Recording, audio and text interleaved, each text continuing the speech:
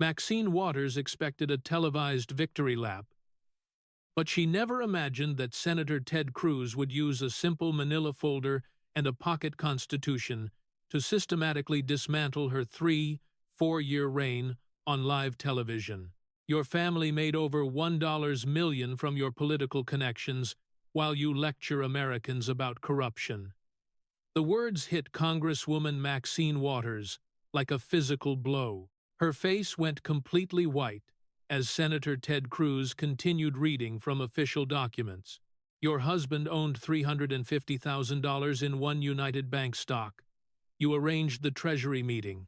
The bank got $12 million in taxpayer bailouts. Waters sat frozen, speechless. The woman who had dominated Washington banking policy for 34 years was being systematically destroyed on live television by a man she had dismissed as just a junior senator from Texas. But how did we get here? Picture this: 45 minutes earlier, the most powerful woman in American banking walks into a Senate hearing room planning to humiliate another Republican on national television. She's never lost a banking debate. She's stared down Treasury secretaries. This is supposed to be her victory lap. What she doesn't know is that the quiet man in the corner has spent 3 weeks building a devastating case, and he's about to unleash it. This is the story of how constitutional knowledge destroyed 34 years of accumulated power in less than an hour. How a Harvard law graduate with a pocket constitution brought down a political dynasty. How one prepared senator reminded Washington that in America, nobody is above the law. Senate Banking Committee, live on every network. Waters requested this hearing to destroy Republican banking opposition, sees Cruz's name, laughs Hess, just a senator. I'm the expert. But Cruz has been preparing for 3 weeks. Ethics reports, financial records, constitutional violations all documented. Already, Waters adjusts her microphone confidently. Cruz opens his folder for the last time. The ambush is about to begin.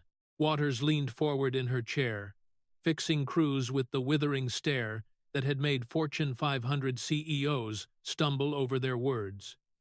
Her voice carried the authority of someone who had never lost a banking debate, someone who had been wielding power since before Cruz was even in politics. Senator Cruz, am genuinely curious. What exactly qualifies a junior senator from Texas to lecture this committee about financial regulation?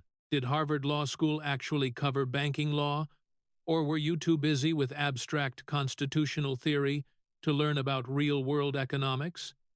The room stirred uncomfortably. Waters had just publicly questioned a Harvard Law graduate's credentials on national television. It was a bold opening move, designed to put Cruz on the defensive and establish her dominance immediately. Several Democratic committee members nodded approvingly. This was the Maxine Waters. They remembered the fierce partisan who never backed down from a fight, who could eviscerate Republicans with surgical precision. But Cruz's smile never wavered. If anything, it seemed to grow slightly warmer as he reached into his jacket pocket and withdrew a small, worn booklet, the Pocket Constitution, that had become his trademark throughout his Senate career. Congresswoman Waters, that's a fascinating question, he said, his Texas drawl making each word deliberate and measured. But may I ask you something in return? What specific constitutional authority gives Congress unlimited power to regulate American banking? The question hung in the air like a live grenade. Waters' confident expression flickered, just for a moment, but every camera in the room caught that brief flash of uncertainty. This wasn't the response she had expected. Republicans usually became defensive when she questioned their credentials, started explaining their qualifications, got flustered. Cruz was turning the tables with quiet confidence. Waters straightened in her chair, clearly irritated by the unexpected pushback. Her voice took on the sharp, prosecutorial edge that had made her famous in Democratic circles. Senator, Don't lecture me about constitutional authority. I've been defending the Constitution and American families for 34 years while you've been playing political games in Texas. Mom, with all due respect, Cruz replied, opening the Constitution to a specific page with practiced precision, I'm not playing games. I'm reading Article 1, Section 8, which lists the 18 specific powers granted to Congress by the Constitution. Banking regulation isn't explicitly listed among those powers. So, under what constitutional theory do you justify the CFPB's existence? The room had gone completely silent. This wasn't the softball questioning Waters had expected. Cruz was asking fundamental questions about constitutional authority that went to the heart of federal power, questions she had never seriously considered in her 3 decades of expanding government regulation. Waters felt the first flutter of real panic. She'd spent her entire career assuming constitutional authority, never questioning it, never having to defend it against someone who actually understood constitutional law at the Supreme Court level. Her voice took on a defensive edge. The Commerce Clause clearly gives us authority to regulate financial institutions. That's basic constitutional law, Senator. Cruz nodded patiently, like a constitutional law professor with a particularly unprepared student. The Commerce Clause allows Congress to regulate interstate commerce. Yes, but does that include creating an unaccountable bureaucracy with unlimited power to write rules that have the force of law without specific congressional authorization? Because that sounds less like regulating commerce and more like legislative abdication. He flipped to another page in his Constitution with practiced ease. You see, Mom, James Madison wrote in Federalist 45 that the powers delegated to the federal government are few and defined. Where exactly did the Constitution define Congress power to create agencies that can write binding regulations without explicit legislative authority? Waters realized she was in much deeper water than expected. The constitutional scholar from Texas wasn't backing down, and worse, he was exposing her fundamental ignorance of the document she'd sworn to uphold 18 times over her career. Every senator in that room was beginning to understand that they were witnessing something unprecedented. A sitting committee chair being given a remedial constitutional law lesson on national television, Senator Cruz. The Constitution is a living document, Waters said, falling back on the standard progressive talking point that had served her well for decades. The founders couldn't have anticipated modern banking systems. We have to adapt constitutional principles to contemporary challenges. It was exactly the wrong thing to say. Cruz's smile broadened as he sensed vulnerability. Congresswoman, that's a fascinating interpretation. But if the Constitution means whatever Congress decides it means in any given moment, then it doesn't actually limit government power at all, does it? You're essentially arguing that the document you swore to uphold and defend is meaningless whenever it becomes inconvenient. He leaned forward slightly, his voice taking on the authority of someone who had argued constitutional cases before the Supreme Court and won. The founders actually anticipated this exact problem. That's why they included the 10th Amendment, which explicitly states that powers not delegated to the United States by the Constitution are reserved to the states and the people, respectively. They knew that politicians would always want more power than the Constitution grants them. Waters was now visibly flustered. 34 years of political experience meant nothing when faced with actual constitutional knowledge and legal expertise. She had walked into this hearing expecting to debate banking policy and regulatory effectiveness. Instead, she was getting a masterclass in constitutional law from someone who had actually studied and practiced it at the highest levels of American jurisprudence. I don't need a lecture from you about constitutional principles, she snapped, her composure beginning to crack for the first time in years. I've been fighting for working families and defending democracy since before you were even in politics. Mom, Cruz replied with devastating calm. "Fighting for working families is indeed admirable, but the Constitution doesn't grant Congress power to do whatever it thinks is good for working families. It grants specific, enumerated powers. And nowhere in those 18 carefully defined powers do I see unlimited banking regulation or creating unaccountable bureaucracies that can write binding law." He paused, letting his words sink in before delivering the finishing blow. "The genius of our constitutional system is that it constrains government power even when that government has good intentions. Especially when it has good intentions. Because the founders understood that the road to tyranny is paved with politicians who believe their good intentions justify exceeding constitutional limits."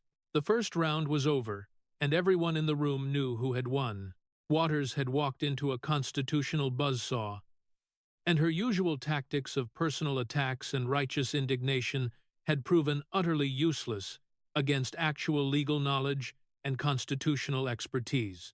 The Banking Committee chair, who had dominated Washington for decades, was being systematically schooled by a senator she had tried to dismiss as unqualified. But this was just the beginning. Cruz had much more devastating ammunition waiting in his manila folder. Sensing grave political danger, Waters did what she always did. When cornered, she went on the attack with everything she had. Her voice rose with righteous indignation, echoing through the committee room with the force of 3 decades of accumulated political rage. "Don't you dare lecture me about constitutional authority, Senator. At least I've never sold out working families to Wall Street donors like your party does every single day. I've spent my entire career fighting for the little guy, while Republicans like you carry water for big banks and corporate interests." It was a calculated move, designed to shift the debate away from constitutional law, where she was clearly and embarrassingly outmatched, to political rhetoric and partisan attacks, where she felt more comfortable and confident. The Democratic members of the committee nodded approvingly.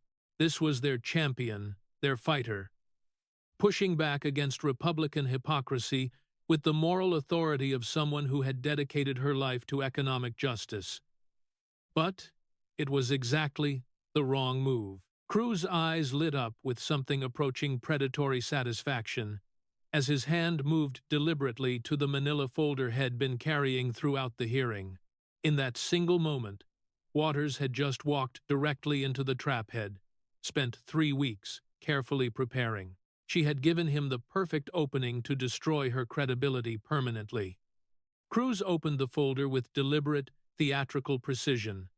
The sound of papers rustling was clearly audible in the silent room. When he looked up, his expression had undergone a subtle but unmistakable transformation from polite academic to seasoned courtroom prosecutor. This was a man who had argued 9 cases before the Supreme Court of the United States, and he was about to demonstrate exactly why he had never lost. "Congresswoman, since you mentioned fighting for working families and avoiding conflicts with financial institutions, I'd like to discuss One United Bank with you." The effect was instantaneous and devastating. Waters' face went completely pale, her confident posture crumbling as if she'd been physically struck by a sledgehammer. Her hands gripped the edge of the table as she realized what was coming next. Every reporter in that room who knew Washington politics understood exactly what Cruz had just done. Had just dropped a massive political bombshell. The name One United hung in the air like a death sentence. Committee members shifted uncomfortably in their seats, suddenly remembering why they'd heard that name before. Democratic staffers frantically began whispering among themselves, their faces showing barely concealed panic. Waters' own staff looked like they wanted to disappear under the table. Cruz pulled out a simple calculator and began reading from his documents with surgical precision, his voice carrying the methodical authority of a prosecutor presenting ironclad evidence to a jury. For those watching at home who may not be familiar with One United Bank, let me provide some essential context. In September 2008, during the height of the financial crisis, Congresswoman Waters personally arranged a meeting between Treasury Department officials and representatives from this minority-owned bank. He paused for effect, letting the weight of his words sink in, while Waters sat frozen in horror. What she didn't disclose at the time, and what subsequent investigations revealed, was that her husband, Sidney Williams, owned $350,000 worth of stock in that same bank and had served on its board of directors from 2004 to 2008. Waters tried to interrupt, her voice cracking with desperation. "That's ancient history. I was completely cleared by the House Ethics Committee after a full investigation." "Mom, please let me finish," Cruz continued with devastating calm, his finger moving methodically down the page as he read from official documents. "After the meeting, you personally arranged a meeting where Treasury officials were surprised to discover that One United was the only minority bank represented. One United Bank received $12 million in taxpayer bailout, funds from the Troubled Asset Relief Program." He looked up from his documents, his eyes meeting Waters' terrified gaze directly. "Your family's investment was saved. Your husband's stock didn't become worthless. The bank your family had a significant financial stake in received a taxpayer-funded bailout after a meeting you arranged." The room was dead silent, except for the sound of reporters frantically scribbling notes and camera shutters clicking. Waters looked like she was having trouble breathing. Cruz wasn't finished. He pulled out another document from his folder. But the story gets even more interesting. According to the House Ethics Committee's own investigation, your chief of staff at the time, who happens to be your grandson, Mikael Moore, was found to be actively involved in helping One United Bank secure federal assistance. Waters' voice rose to nearly a shout. "My grandson was doing his job. There was nothing improper about Mom." Cruz interrupted with surgical precision. "Your grandson sent emails specifically about One United being in trouble. He provided the bank with draft legislation. He maintained contact with bank executives on your behalf, all while your family had hundreds of thousands of dollars at stake." He reached for his calculator and began punching in numbers. "Let me break this down for the American people watching. $350,000 represented between 4.6% and 15.2% of your family's total net worth. If One United had failed, as the Ethics Committee noted, your husband's investment would have been worthless." The mathematical precision of the corruption was devastating. Waters tried desperately to defend herself. "I believed I was helping all minority banks. I didn't know the meeting would focus on One United." Cruz's response was swift and merciless. "Mom, you personally arranged a meeting between Treasury officials and banks, and you didn't know which bank would be discussed?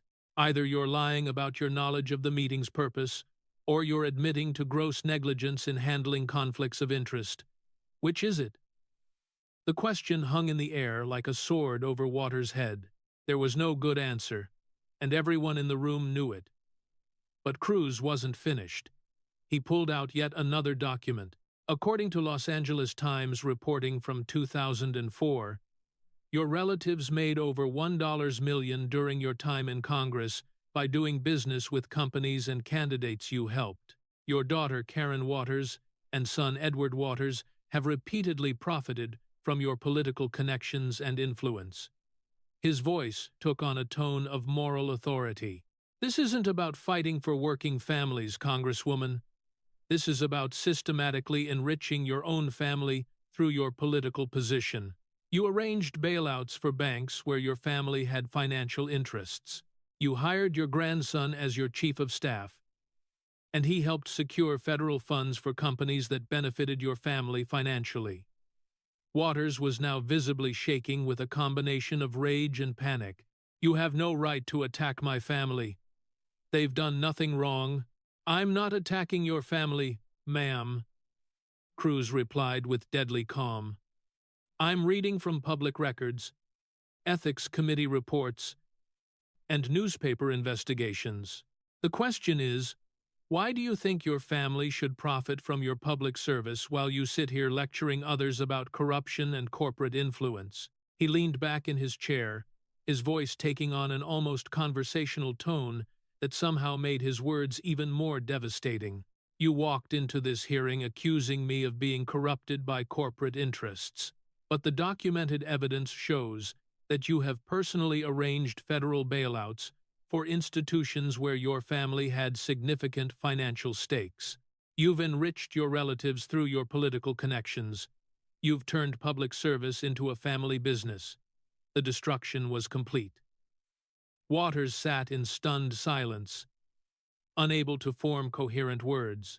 The woman who had accused Cruz of corruption had just been systematically exposed as the embodiment of everything Americans hate about Washington politics. The use of public office for private gain, the enrichment of family members, the abuse of power for personal financial benefit, but Cruz had saved his most devastating ammunition for last. With her back against the wall and her credibility in ruins, Waters made one final, desperate attempt to turn the tables. Her voice cracked with barely contained panic as she reached for the only weapon she had left. How dare you question my ethics when your party supported the January 6th Capitol incident? You want to talk about constitutional violations? Let's talk about Republicans trying to subvert democracy and incite aggressive actions against the United States government. It was her last card, played with the desperation of someone whose career was hanging by a thread. She was hoping to shift the conversation away from her documented corruption to partisan politics about January 6th, where she felt she might have some moral high ground. But it was exactly what Cruz had been waiting for. His patient smile returned as he reached for another document from his seemingly endless folder. He had been preparing for this exact moment, this exact deflection, and he was ready to deliver the coup de grace. Cruz sat back in his chair, his demeanor shifting once again, this time from prosecutor to constitutional law professor, delivering a lecture that would be remembered for decades. When he spoke, his voice carried the weight of someone who had not only studied constitutional law, but had defended it before the highest court in the land.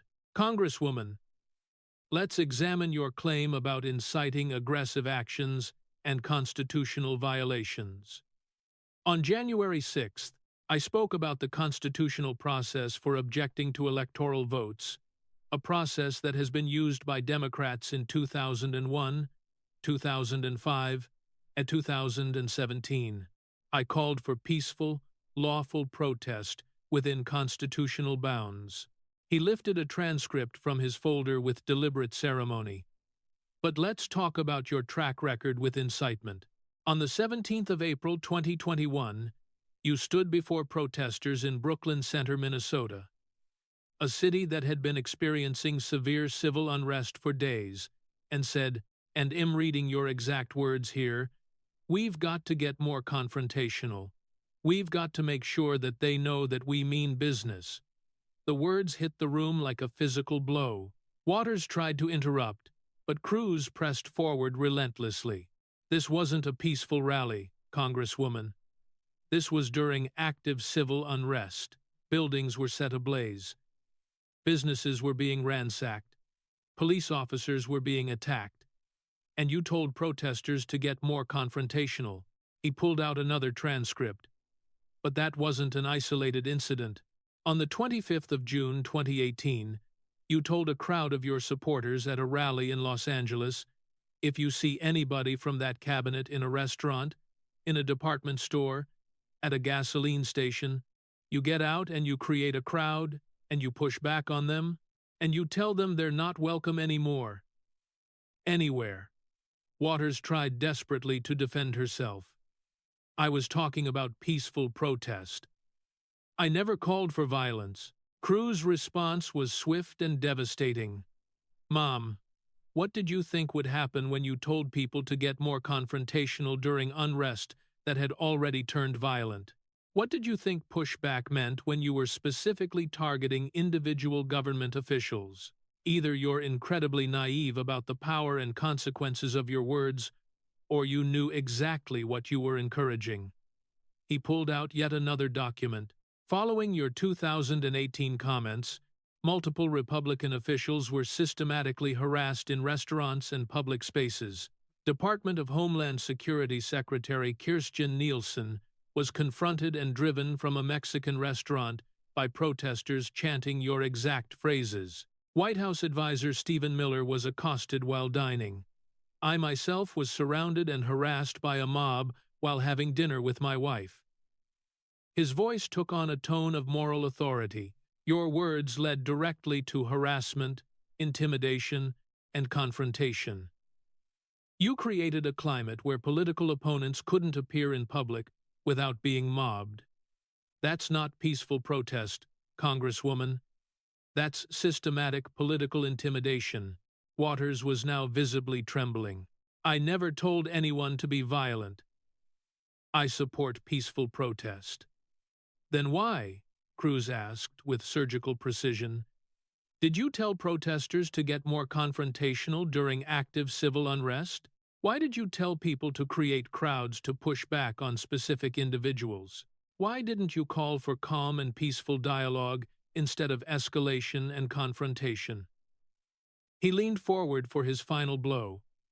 You see, Congresswoman, there's a fundamental difference between us. When I spoke on January 6th, I called for constitutional processes and peaceful protest within legal bounds. When you speak, you call for confrontation in the streets, harassment of government officials, and getting more confrontational while American cities burn.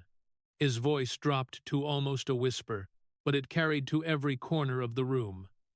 One of us actually understands and respects the Constitution.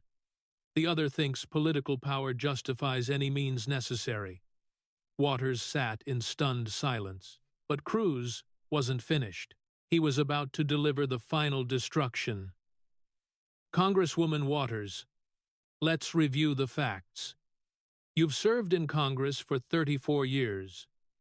In that time, you've been named to the most corrupt politicians list by Citizens for Responsibility and Ethics in Washington 4 different times in 2005, 2006, 2009, and 2011. He began ticking off points on his fingers. You arranged federal bailouts for banks where your family had significant financial interests. You've systematically enriched your relatives through your political connections, with your family members making over $1 million from businesses tied to your influence. You've repeatedly called for confrontation and harassment of your political opponents. His voice took on the finality of a judge pronouncing sentence. You're not a champion of working families, Mom. You're not a defender of democracy.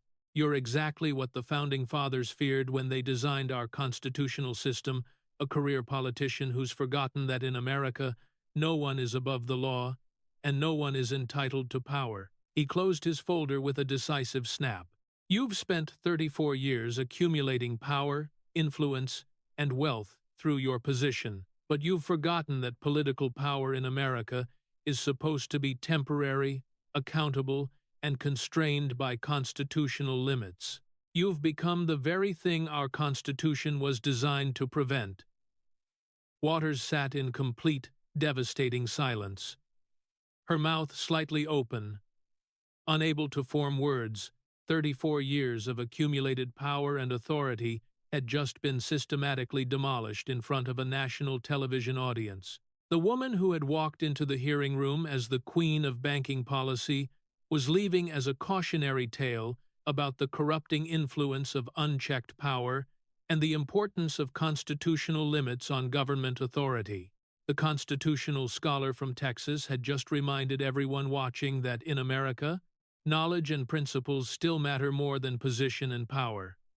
The silence that followed Cruz's final words was unlike anything the seasoned reporters in the gallery had ever experienced.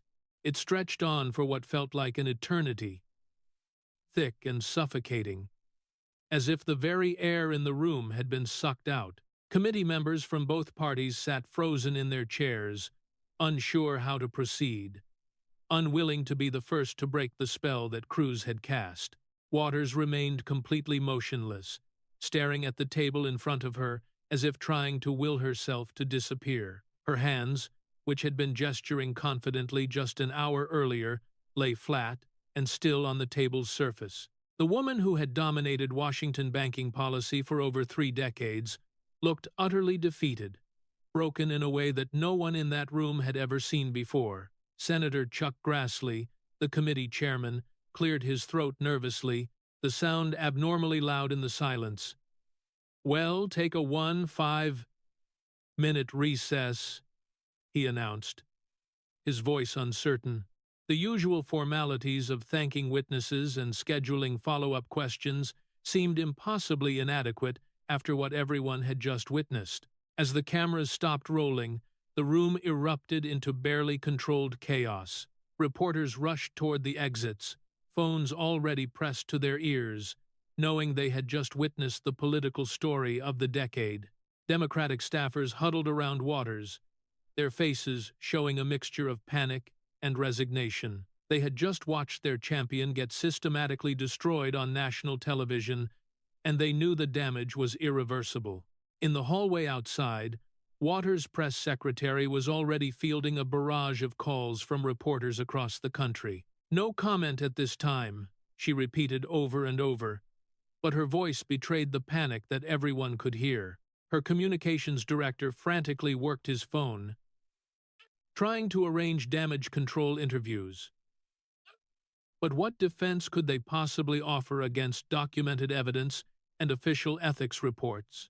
Waters' chief of staff, the same grandson who had been mentioned repeatedly during Cruz's devastating testimony, stood against the wall, his face pale, as he realized that his own role in the One United scandal was now front-page news again. The family business that had enriched the Waters clan for decades was now exposed for all America to see. Meanwhile, across the country, social media was exploding with unprecedented fury. Within minutes of the hearing's conclusion, number Waters destroyed began trending on Twitter, quickly becoming the #1 trend in America. The hashtag number constitutional scholar followed close behind as conservative users celebrated Cruz's performance. #1 United began trending as people searched for more information about the banking scandal. Conservative Twitter erupted in celebration. Videos of Cruz's most devastating moments were being shared thousands of times per minute. The clip of Waters sitting in stunned silence after Cruz's final blow was already being turned into memes. The moment when she realized he was going to discuss One United Bank, the look of pure terror that crossed her face became an instant viral sensation. Liberal accounts scrambled desperately to provide context or deflect to other issues. But the damage was too clear, too well documented, too devastating to spin away. Some tried to attack Cruz's past positions or bring up January 6th again, but it felt hollow after Waters' own incitement record had been so thoroughly exposed. News networks across the spectrum were forced to cover the story. CNN ran the clips but tried to minimize their impact. Fox News led with the story for the entire evening. MSNBC desperately tried to focus on other news, but their own viewers were demanding coverage of what everyone was calling the political destruction of the decade. The most devastating clips were spreading faster than the networks could track them: the Constitutional Authority exchange, the One United bomb going off, the family corruption revelations, the confrontational trap, and, finally, the complete silence, as Waters realized her career was effectively over. Political analysts across the spectrum struggled to find comparable moments in American political history. Some reached back to the great Senate debates of the 19th century, others compared it to the most devastating Supreme Court oral arguments, but most agreed that they had never seen such a systematic, documented, and complete political destruction conducted with such calm precision. Republican senators who had watched the hearing were already calling Cruz's office. wanting to associate themselves with his performance. Senate Majority Leader Mitch McConnell, never one to miss a political opportunity, released a statement within the hour. Senator Cruz demonstrated today what principled constitutional leadership looks like. He showed that preparation and knowledge of our founding documents can triumph over decades of accumulated power. Democratic leadership was in complete damage control mode. House Speaker Nancy Pelosi's office released a carefully worded statement supporting Waters, while avoiding any mention of her actual performance. Senate Minority Leader Chuck Schumer's staff was quietly advising Democrats to avoid commenting on the hearing entirely. The implications were already becoming clear to political insiders. Waters' effectiveness as a committee leader was permanently compromised. How could she challenge witnesses on ethics when her own ethical violations had been so thoroughly documented? How could she speak with authority on constitutional issues when she had demonstrated such fundamental ignorance of constitutional law? But beyond the immediate political implications, something more significant had happened. Cruz had demonstrated that constitutional expertise could be a devastating political weapon. Knowledge of the founding documents, preparation, and principled argumentation had triumphed over political experience, institutional power, and partisan rhetoric. A new template had been established for how to challenge the Washington establishment. Come prepared. Know the Constitution. Document everything. And never back down from constitutional principles. The outsider from Texas had just shown every constitutional conservative in America what was possible when someone actually understood and could articulate the founding principles of American government. The hearing had ended, but the political earthquake it triggered was just beginning. In the days following the hearing, the political landscape began to shift in ways that few observers had anticipated. Ted Cruz had not just won a debate, he had fundamentally altered the trajectory of American political discourse and his own career in the space of 45 minutes. Cruz's Senate office was flooded with interview requests from every major news network, conservative podcast, and political organization in the country. His staff, unprepared for the sudden surge in national attention, worked around the clock to manage the deluge. Speaking invitations poured in from universities, think tanks, and political organizations across the nation. Conservative donors who had never paid attention to the junior senator from Texas were suddenly eager to fund his future endeavors. More importantly, Cruz had demonstrated something that many constitutional conservatives had hoped for but never quite seen executed so perfectly, that deep knowledge of founding principles could be wielded as an effective political weapon.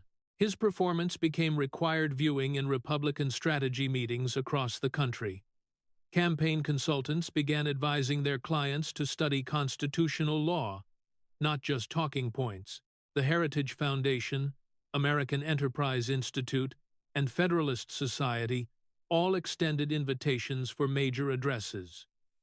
Constitutional law professors began incorporating clips from the hearing into their courses, using Cruz's systematic dismantling of Waters' arguments as a teaching tool for how constitutional principles should guide policy debates. Young Republican politicians across the country took note. The old model of political success, fundraising, networking, and media manipulation was being challenged by a new approach based on intellectual preparation, constitutional expertise, and principled argumentation. Cruz had shown that there was an alternative to the shallow, sound-driven politics that had dominated Washington for decades. For Waters, the implications were far more devastating and immediate. Democratic colleagues who had once sought her endorsement and advice began distancing themselves from her controversial statements and documented ethical violations. Committee hearings that had once been her showcase became exercises in damage control. Banking executives who had once feared appearing before her committee now saw her as a wounded adversary who lacked credibility to challenge them effectively. How could someone who had been exposed for arranging bailouts for her family's financial benefit lecture others about corporate responsibility? The Democratic Party faced a broader crisis of credibility. Waters had been one of their most prominent voices on financial regulation, and her destruction raised uncomfortable questions about other long-serving members who had accumulated power without accountability. If someone with Waters' experience and institutional knowledge could be so thoroughly exposed, what did that say about the rest of the party's leadership? Progressive organizations that had long supported Waters found themselves in an impossible position. They couldn't defend her documented ethical violations, but acknowledging Cruz's victory meant admitting that their champion had been fundamentally compromised. Many simply stopped mentioning her in their communications and advocacy work. The hearing sparked a broader national conversation about term limits, constitutional government, and the role of career politicians in American democracy. Cruz's argument that 34 years might be too long for any single person to hold power resonated across party lines with voters who were frustrated with Washington's permanent political class. Constitutional conservative organizations saw a surge in membership and donations. The Federalist Society reported its largest increase in new members in over a decade. Sales of pocket constitutions skyrocketed as Americans sought to educate themselves about the founding principles that Cruz had wielded so effectively. Law schools across the country began receiving inquiries about constitutional law programs from students inspired by Cruz's performance. The idea that constitutional expertise could be a path to political influence attracted a new generation of potential leaders who valued substance over style. The media landscape was forced to adapt as well. Reporters who had relied on shallow political analysis found themselves needing to actually understand constitutional law to effectively cover the new political dynamic that Cruz had created. Fact-checkers worked overtime to verify the documents and legal precedents that Cruz had cited, only to find that his preparation had been meticulous and his sources unimpeachable. International observers noted the significance of what had occurred. In an era when democratic institutions were under pressure worldwide, America had witnessed a demonstration of how constitutional knowledge and principled argumentation could provide a bulwark against corruption and abuse of power. The hearing also highlighted the educational failures that had produced someone like Waters, a politician who could serve for 34 years without ever seriously grappling with the constitutional foundations of American government. Universities across the country began examining their civic education programs, recognizing that producing informed citizens required more than just policy studies. Think tanks and research institutions began developing new programs focused on constitutional literacy for public officials. The idea that political leaders should actually understand the document they swear to uphold gained traction as more than just a conservative talking point. For the constitutional conservative movement, Cruz's performance provided a roadmap for future political engagement. Instead of simply opposing liberal policies on ideological grounds, they could challenge them on constitutional grounds with specific legal arguments and documented evidence. The transformation in Cruz's own political standing was remarkable. Overnight, he had gone from being seen as a polarizing figure, known primarily for his opposition to Republican leadership, to being viewed as a serious constitutional scholar and potential presidential candidate. Political commentators who had dismissed him as a grandstanding outsider were forced to acknowledge his intellectual credentials and strategic acumen. The hearing had accomplished something that decades of conservative activism had failed to achieve.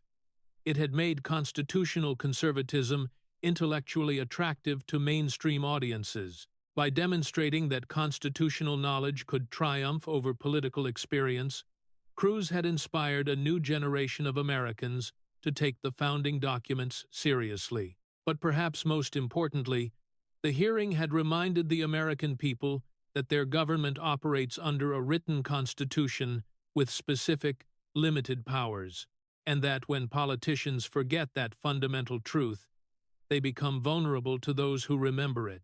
What Americans witnessed in that Senate Banking Committee room on that decisive afternoon wasn't just a political debate. It was a masterclass in how preparation, principle, and constitutional knowledge can triumph over accumulated power and institutional authority. Ted Cruz didn't emerge victorious because he was louder, more aggressive, or more politically connected than Maxine Waters. He won because he understood something fundamental that she had forgotten in America: political authority must always be grounded in constitutional principle. The contrast could not have been more stark. On one side sat a woman who had wielded power for 34 years, who had accumulated influence and authority through seniority and political maneuvering, who believed that experience and institutional knowledge were sufficient qualifications for leadership. On the other side sat a man who understood that all political power in America flows from a written constitution with specific, limited, enumerated powers, and who had spent his career studying, practicing, and defending those principles. Waters' destruction served as a powerful warning to every career politician who believes that longevity equals legitimacy, that seniority trumps accountability, or that good intentions justify exceeding constitutional bounds. Her systematic dismantling demonstrated that in America, no one, regardless of their position, their experience, or their political connections, is above the Constitution or beyond the reach of constitutional accountability. The hearing revealed something profound about the nature of political authority in a constitutional republic. Waters had accumulated tremendous power and influence over her decades in Washington, but that power was built on shifting political foundations rather than solid constitutional ground. When challenged by someone who understood the actual source of governmental authority, the Constitution itself, her entire edifice of accumulated power crumbled within minutes. Cruz's methodical approach provided a template for how constitutional conservatives should engage in political combat. He came prepared with documents, legal precedents, and specific constitutional arguments. He didn't rely on talking points or partisan rhetoric. Instead, he grounded every argument in the founding principles of American government, making it impossible for Waters to dismiss his challenges as mere political posturing. The hearing also highlighted the critical importance of constitutional literacy in American political leadership. Waters' fundamental ignorance of constitutional law, her inability to articulate the constitutional basis for the policies she had spent decades advocating, revealed the educational and intellectual poverty that had infected much of America's political class. For American voters, the hearing provided a crucial lesson about what to look for in political leadership. The next time a politician claims unlimited authority to solve complex problems, voters should ask them the same question Cruz asked. Waters, what constitutional authority gives you that power? The answer will reveal everything voters need to know about whether that politician deserves their trust and support. The hearing demonstrated that constitutional knowledge is not an abstract academic exercise, but a practical political tool that can expose corruption, challenge abuse of power, and hold government officials accountable to the people they serve. Cruz showed that politicians who actually understand the Constitution have a devastating advantage over those who merely assume their own authority. Perhaps most importantly, the hearing reminded every American that our government operates under a written constitution that means what it says. Politicians don't get to expand federal power simply because they have noble goals or good intentions. The Constitution establishes specific, limited powers for specific, limited purposes. When politicians exceed those bounds, as Waters had done repeatedly throughout her career, they violate their oath of office and betray the trust of the American people. Cruz's performance offered hope to constitutional conservatives who had grown weary of political leaders who promised to defend the Constitution, but never demonstrated actual knowledge of its contents. Here was a politician who could quote constitutional text from memory, who understood legal precedent and constitutional history, who could make sophisticated legal arguments in accessible language. The hearing also provided a powerful example of how individual preparation and principled conviction can triumph over institutional power and political momentum. Cruz didn't need a large staff, expensive consultants, or media manipulation to achieve victory. He needed only a thorough understanding of constitutional law, careful preparation, and the courage to challenge power with principle.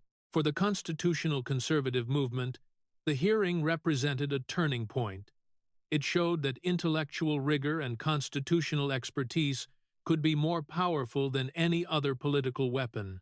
It demonstrated that Americans hunger for leaders who understand and can articulate the founding principles of their government. The broader lesson extends beyond partisan politics to the fundamental question of how Americans want to be governed.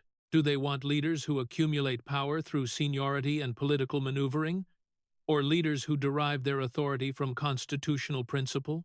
Do they want politicians who assume unlimited power to solve problems, or politicians who respect constitutional limits on government authority? Cruz's systematic dismantling of Waters provided a clear answer.